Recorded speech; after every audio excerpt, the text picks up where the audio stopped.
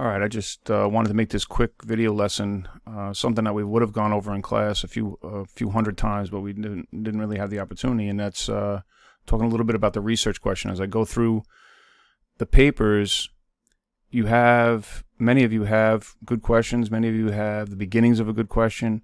You have to remember that the question will evolve as your research evolves in a lot of cases. So don't hold fast to that question. If your research is going in a different way, you go back and redo the question. And the thing that we talked about in one of the other remote lessons is the fact that you need to make sure that at the end of the paper that the question and your conclusions, your resolutions, your solution match, or you're going to have to readjust. So, when we talk about research questions, we want to make sure that we're flexible with the research question. All right. So a couple things I just want to make sure we've gone over, and I know we've done it in class, but I just want to make sure everyone's clear again. What makes up a good research question?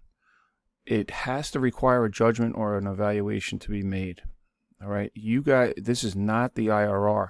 All right, the IRR, you were just reporting. Now you are taking a position, so it has to be your position. You're arguing for your point of view. Okay, so you have to make an argument. That's the key to the IWA, hence the title. All right, individual written argument. It's not a report. Take a position about the subject that you want to take or that you're researching. It has to be researchable. All right, not only does it have to have relevant and credible sources, which you're going to get through the EBSCO or through the database in the library, but it has to be a researchable question. All right.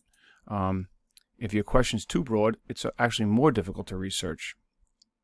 So you go in to EBSCO, you figure out,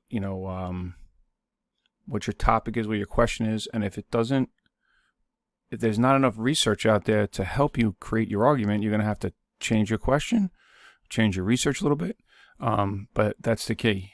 The question can't be too broad. It has to involve genuine points of an ongoing debate. A few questions that were not debatable. And what I mean by that is if you ask a question, say, to what extent does music create emotion or stimulate emotion? Well, we know it does, right? That's not debatable. We have to come up with a question that's debatable. So there's a few times where that would happen, where you would ask a question, but it's not up for debate. So we need to make sure that each of these questions you can take a position and there can be a counter position so that you can create a stronger argument, right? Because remember, we're doing an IWA, which means it's a individual written argument. So you have to have a way of debating your own argument, right? It can't be just one way. That's what I mean by has to be debatable.